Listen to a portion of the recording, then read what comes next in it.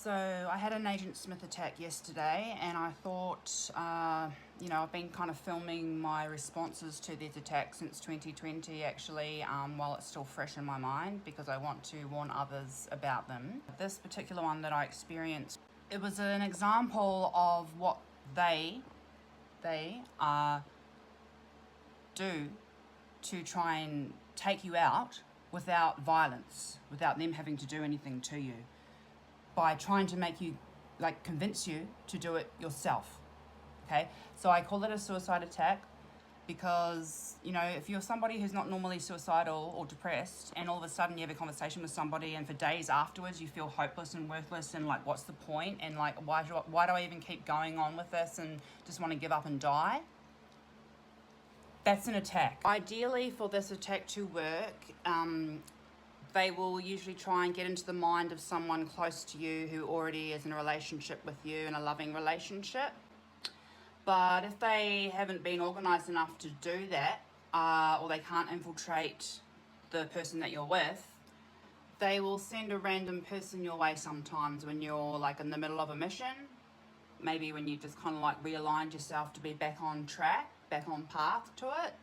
That's when they try to get you. And also, if you're at a really low point and you've been experiencing a lot of attacks lately, and you're quite traumatized, or you're having you're on the verge of having a breakdown, or you're just having a really low time, they also try to get you during those times because you're weaker and more vulnerable. So if you're meeting someone for the first time, and you're having a conversation with them online or offline, how they will try to engage you is they will try to open an empathy portal with you, to open up your heart, to kill your heart, basically. Okay, and the way that they try to establish a quick empathy portal with you straight off the bat is by trying to get your sympathy for something, or talking down about themselves, or feeling ashamed about something that's not really worth feeling ashamed about, or apologising for saying something that they think was offensive when it wasn't actually offensive. They start to get apologetic. Watch out for that. They're faking that. They also try to engage you spiritually by telling you trigger words to do with your mission or your purpose that align with you, that makes you think that, oh, we're meant to meet for a reason, me and this person. They'll say the right things to you. They might have a freaky alignment with you, like the same birth chart alignments, or maybe your mum's had the same birthday, or maybe you had the same birthday. There seems to be some kind of synchronicity going on there that they want you to know about, so that you feel more connected that way. So you're engaged spiritually and emotionally now. Engage your attention, your energy, your heart, your spiritual, your soul. Every part of you is focused now on every word that they're saying. That's their aim. They want your attention. So once they have your attention, they also like to flatter your ego. They boost up your ego in some way. Most people get flattered by being told that they're pretty, or get told that you look so much younger than that age. That flattery doesn't work on me. So keep an eye on that when they flatter you straight off the bat. When you're having a conversation with them about all these amazing, interesting, intense topics, they start to give you feedback on things that you say. Kind of like a conversation or a discussion or a debate about what you're saying, in a kind of friendly feedback way. Okay, so they start off by giving you mostly positive feedback, and then a little bit negative, and then as the conversation goes on and on and on, they're just only giving you negative feedback, okay, and critique, and you're already at the point where you're taking on their feedback at this stage, because they've got you to let your guard down and trust them. Start seeing everything you say as either right or wrong according to their philosophy. They start to be passive aggressive, combative with you. So they'll say something to you that's offensive, and then you'll be like, what? And they're like, oh, no, I'm just kidding. I'm just joking with you.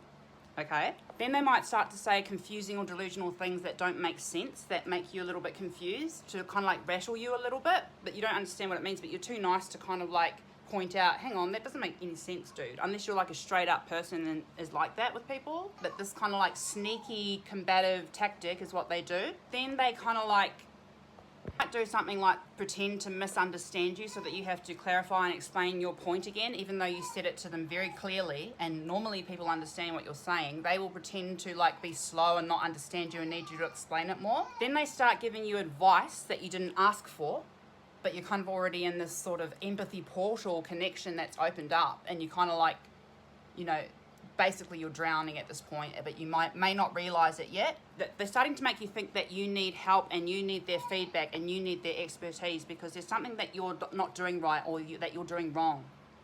They make you believe that. And if they find out what your insecurities are as well, they will exploit that. But if you don't have any insecurities, they will gaslight you with insecurities to make you think that there's something wrong with you. Like asking, you know what I mean? Like people can do this in a really sneaky way. Like they make it look like they're caring, but they're actually gaslighting. They'll start to put words in your mouth when you start to get to the argumentative phase of the conversation. They will like question you as if you're like a innocent person on a stand at court, and they're like a very rude lawyer trying to make you admit to something wrong that you did, but you didn't do anything wrong, but try to make you feel guilty and question you in a way that puts you under stress and think, fuck, like, what is wrong? Like, I can't give a right answer here.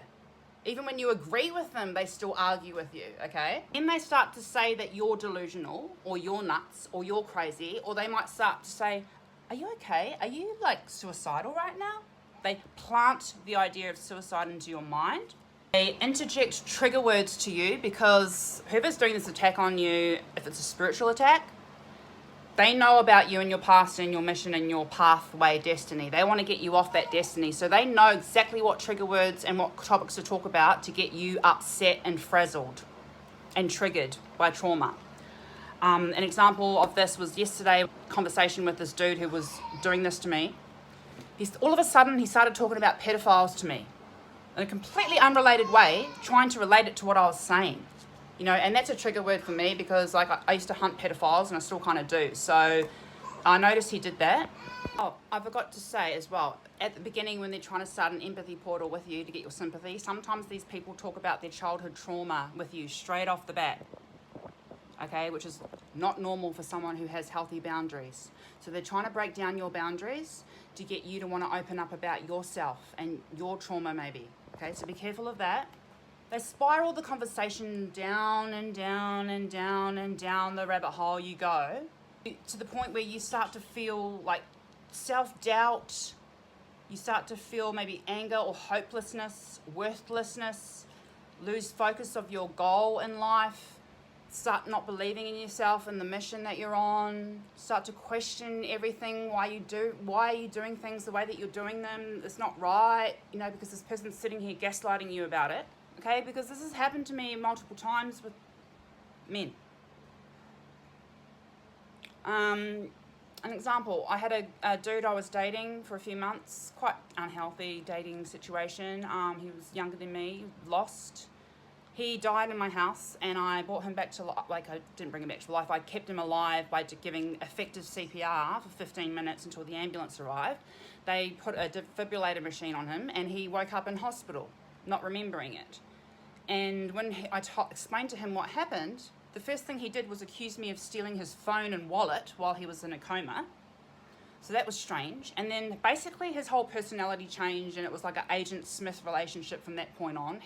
That person that I was dating before was gone. His soul was replaced by something else that was really evil, that was trying to spiral me into a state of suicide. And I'm not a suicidal person. I love my life and the people and my children in my life. I wouldn't leave them behind. But I can understand how people would want to suicide and can get to that level. I see it as an attack, okay? So just watch out for these gaslighters and these like really kind, understanding people that you meet straight away who want to know every little detail of your life and start giving you every detail of their life. If they don't have boundaries, they don't respect their own boundaries, they aren't going to respect yours. Maybe they're just like having a vent, but sometimes people overshare to get you to share. Might want to explore more about empathy portals and Agent Smith attacks. I'm still trying to work out the origin of the attacks. There's multiple organisations, multiple entities, interdimensional or alien and human, doing multiple different kinds of attacks and things to us for different reasons, and some of them have alliances, so it's hard to pinpoint exactly who's doing what and for what reason.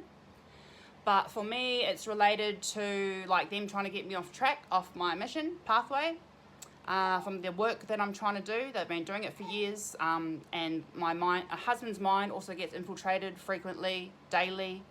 Personality swap, Agent Smith attack, all that sort of thing. And I'm going through spiritual warfare all the time, and it's fucking hard.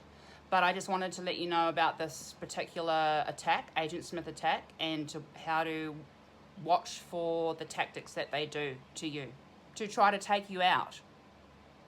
Good news is most people survive this type of Agent Smith attack, but it can leave you feeling impacted for a few days, a week, couple of weeks.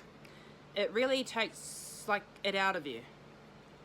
They've kind of like penetrated at your heart, and I'm impacted still from it happening yesterday. I got rattled, even though I called it out halfway through before it could continue.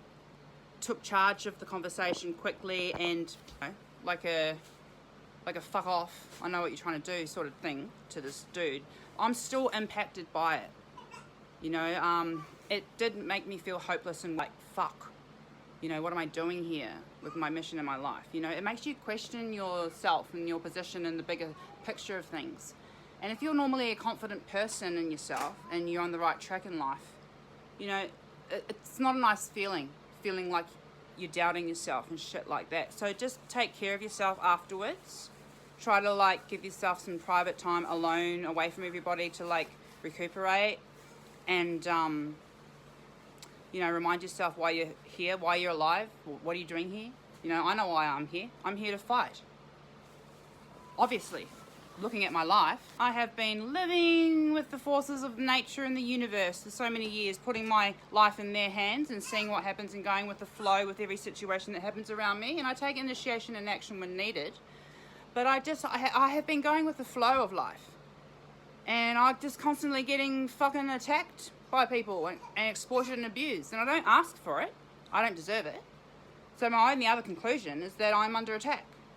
You know, so if you're like me, don't let them suicide attack you. It's important that you stay alive, okay? I got the power.